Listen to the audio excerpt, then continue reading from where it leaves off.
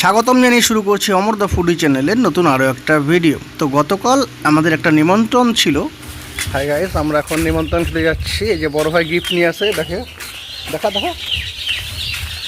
অবশ্য কত বড় চিকচিক, ওর চেয়ে বড় সাইজ কিন্তু। হ্যাঁ, অন্নপ্রাশনের অনুষ্ঠান ছিল এই কাকায়ের, সম্পর্কে আমি ওর কাকা হই। ওর পাশে বসে আছে ওর দাদু, মানে আমার জেঠু হয়। তো যাই হোক, এবারে চলে গেছিলাম সরাসরি খাবারের প্যান্ডেলে। এই দেখুন, প্যান্ডেলের ভেতরে আমরা প্রবেশ করতেই দেখি ওখানে স্টল লাগানো ছিল, কোল্ড ড্রিঙ্ক এবং ফুচকা স্টল ছিল। প্রথমে বড় ভাই আর আমি দুটো কোল্ড ড্রিঙ্ক নিয়ে খাওয়া শুরু করে দিলাম।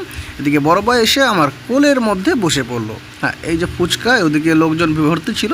আমি সাইডে একটু জায়গা করে নিয়ে বসে পড়েছিলাম, বেশি নেইনি। প্রথমে দুটো নিয়েছিলাম, একটা বড় ভাইয়ের, এই যে মুখে বড় ভাইয়ের পুরো দিচ্ছি, কপ কপ করে খেয়ে নেবে। এবং আমিও এক পিসই নিয়েছি, কারণ মেন কোর্সের খাবার তো খেতে হবে না, যেহেতু ফুডি, তাই এগুলো এড়িয়ে চলছি। তো যাই হোক, চলে এসেছি খাওয়ার টেবিলে, মানে খাওয়ার প্যান্ডেলে। এই দেখুন, রান্নাবাড়ি হয়ে এখানে রাখা ছিল বিভিন্ন খাবারগুলো। আর এগুলো অঢাকা ভাববেন না, এগুলো স্টোরে কেবল তোলা হচ্ছিলো, প্রথম ব্যাচ চালু হচ্ছিলো, সেই জন্য তারপরেই ঢেকে দেওয়া হয়েছে। এই যে আমাদের পাতা, গ্লাস, আজওয়াইন পরে যাওয়ার পরেই স্যালাড, লেবু কমপ্লিট। কচুর শাকটা কমপ্লিমেন্টারি, মহাপ্রভুর ভোগ ছিল যেহেতু। তো এরপরে ফ্রাইড রাইস, ছোলার ডাল এবং বেগুনি বা পাট ভাজা যেটা বলেন, সেটা আমাদের প্লেটে এসে হাজির। এই দেখুন, বড় ভাই বেগুনিতে একটা, মানে পাট ভাজাতে একটা কামড় বসিয়ে দিয়েছে অলরেডি। এবার শুরু করা যাক। রান্নাবাড়ি কেবলই হয়েছিল, প্রচণ্ড গরম এবং দুর্দান্ত একদম। এই দেখুন, সঙ্গে ছিল চানা পনিরের তরকারি, ছোলার ডাল দিয়ে ফ্রাইড রাইস মেখে মুখে চালান করলাম, সঙ্গে একটু পনিরের তরকারি এবং এক কামড় আপনার পাট ভাজাতে, দারুণ। এদিকে বড় ভাই কিন্তু আবার ফ্রাইড রাইস খায় না, ও ভাত আর ছোলার ডাল নিয়ে নিয়েছিল।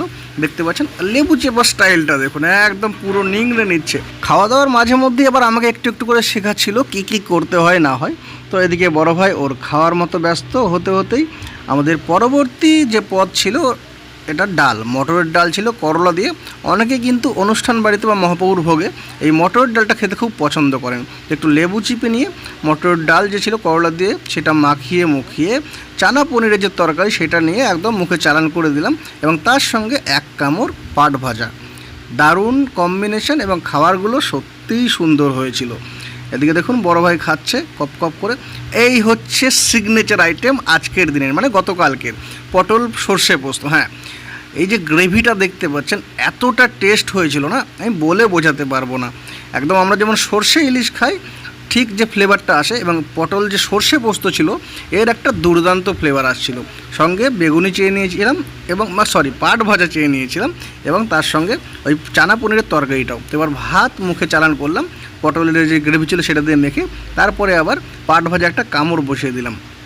ওইদিকে বড় ভাইয়ের বিকালে টিউশন আসার জন্য আমাকে বলে যাচ্ছে যে প্রাইভেট যেতে হবে। শেষ পাতে চাটনি, মিষ্টি, দই। এবার পাঁপড় যেহেতু ছিল না, সেই জন্য ওই পাট ভাজা দিয়েই চাটনি মাখিয়ে মুখে চালান করে দিলাম। এদিকে তখন বড় ভাই খাওয়া দাওয়ার শেষ পর্যায়ে চলে এসছে, আর আমাকে বলছিল পেটে একটু জায়গা বাঁচিয়ে রাখতে হবে। কিন্তু আমি বলছি কেন? বলে ফুচকা খাবো।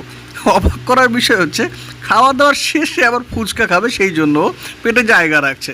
ও মিষ্টি ভালোবাসে, ওকে আমি দুটো মিষ্টি নিয়ে দিয়েছিলাম, কিন্তু ও না খেয়ে আমাকে তুলে দিয়েছে ওই ফুচকা খাওয়ার জন্য। এই দেখুন, খাওয়া দাওয়ার শেষে আবার ওকে ফুচকা খেতে নিয়ে এসেছিলাম।